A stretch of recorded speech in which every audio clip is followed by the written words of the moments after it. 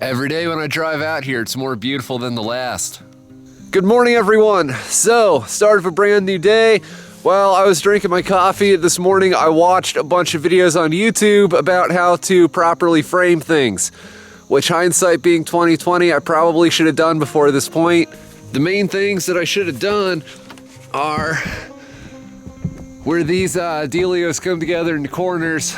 It would have been better if I had made the things on one side longer than the other side, so that way the walls would kind of lock into each other there. Now, thinking about how I want to go about this, I really want to get this door in because that way I can finish the last of the vertical things, and that way I can get the roof on.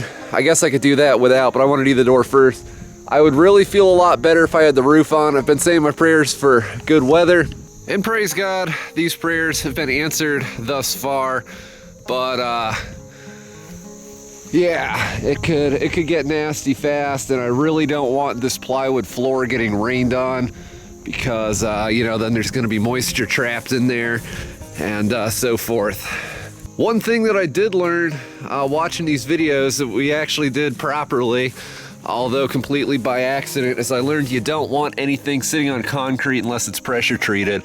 Obviously the railroad ties, they're like creosote treated or whatever, so that's even better. But yeah, that went better than expected. Let's see what we can do. All right, now you can buy doors that are framed, like with the sides and everything. You can buy those, but that costs $278 dues at the store. Whereas I got this door for a whopping 10 bucks. Praise God, it was a score. Now it does have a scratch on the back, which will need to be fixed by means of taping a poster to it once it's on there. But yeah, if I can figure out how to frameify this in somehow, then I'll save almost $300 dues.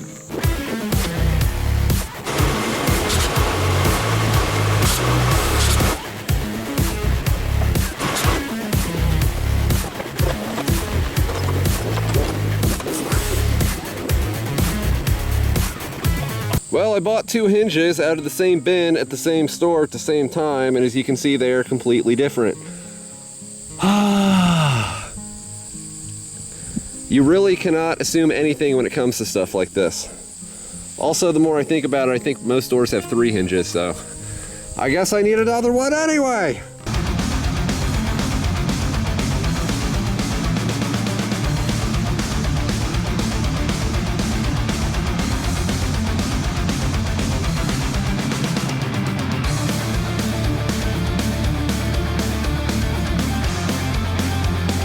I did, however, get the door in. Let me show you. Not only is it in, but it actually works. See that? It latches. That's the good news. The bad news is, so you can see I'm running 2x4s around the outside of this. Well, 2x4 is a little wide to fit in there, so I have to pick up some 5/4 decking, which is really 1 inch, and put that in there. Had some technical difficulties. Took some precision chiseling. Yeah, this is not my greatest accomplishment. And it even locks. Oh, don't fucking make a liar out of me, fuck. Okay, there. Yeah, it goes. It's not even all that jacked up. It's a little crude, not thrilled. Hey, look, I never told you guys this would be pretty, but it will be real, okay? I've never put in a door like this before. I don't have chisels, I don't have a router. This is just what we got. Also, I've been doing some thinking. The more I think about the foundation situation from episode 1, the more I kind of want to change something about it. I haven't posted any of these videos yet, and there's a good chance I won't until this thing is completely done. But I've been making YouTube videos long enough to know the foundation thing, that is going to make people lose their shit in the comments section. But I don't think it would really take much to take a bunch of those concrete blocks and stack them up underneath this thing so it is actually fully supported. I don't really have to do this today, but I want to, because it's going to use up a bunch of those blocks that I got for the wood stove install. And it's not that big a deal, they don't cost much, but I do need to know how many of them that I have to get to replace this.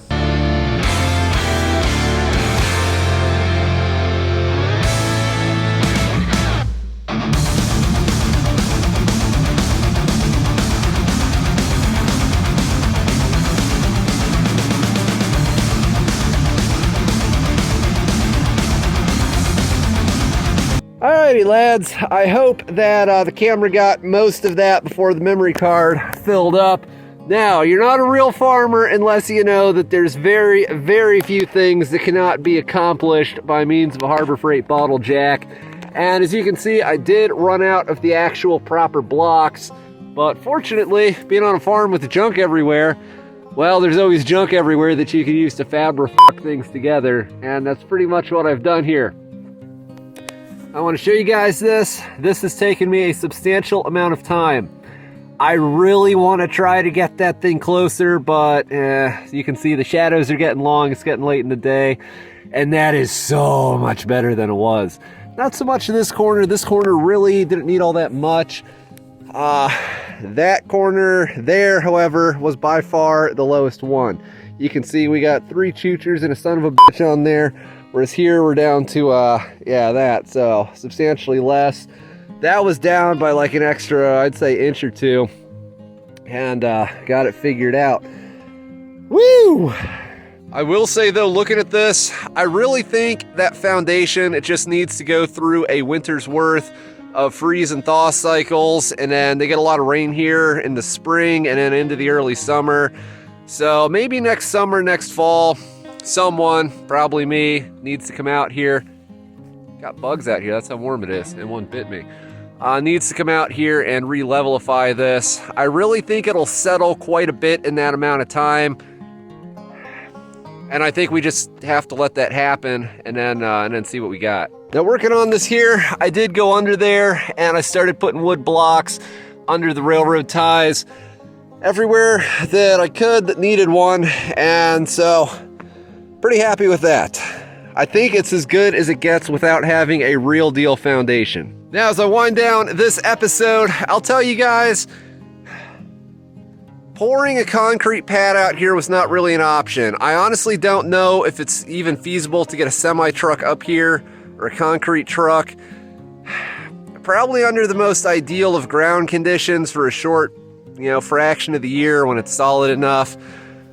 I can tell you, I'm not really in a position to micromanage the pouring of a concrete slab, but if you're watching this and you're thinking of ideas for your own cabin build, and I hope you guys are, I hope you're watching this and thinking of how you can improve upon how I'm doing things, because I am by no means an expert, and like I said, we need to get this done. Obviously I want it to be nice, but it might be a little crude around the edges and parts. We're just going full send and making it happen though. You should be able to pour a slab that size if you got a couple helpers and, like a good weekend, definitely.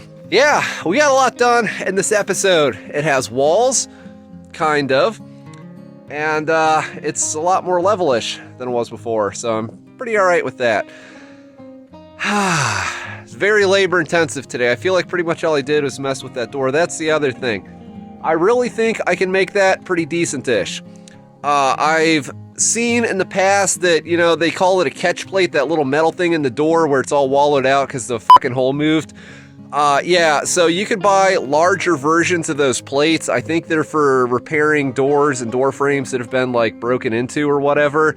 But I should be able to get one of those and it should cover up all the apprentice marks from around there. And then I think it'll be downright decent. Considering that I have no idea what I'm doing, considering that I don't really have the right tools, no helpers as usual, and a very limited time frame to make this happen. We are making this happen, and I'd like to thank you guys for watching. Don't forget to rate, comment, and subscribe for more. And don't forget to hit the little bell icon thing.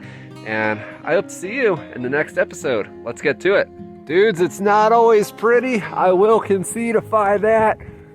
But we are doing it. It is getting done. I am so happy.